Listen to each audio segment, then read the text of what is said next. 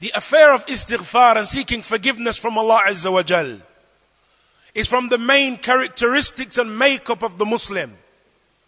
That the believer, ayyuhal ikhwa, he is the one that is connected to his Lord, constantly returning back to him, constantly seeking his forgiveness.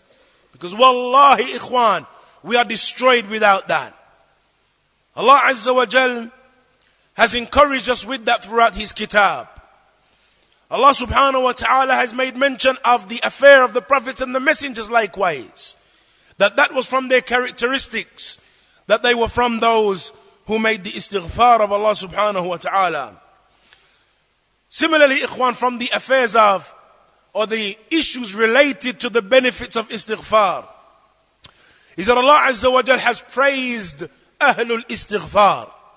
Allah has praised the people who make this istighfar.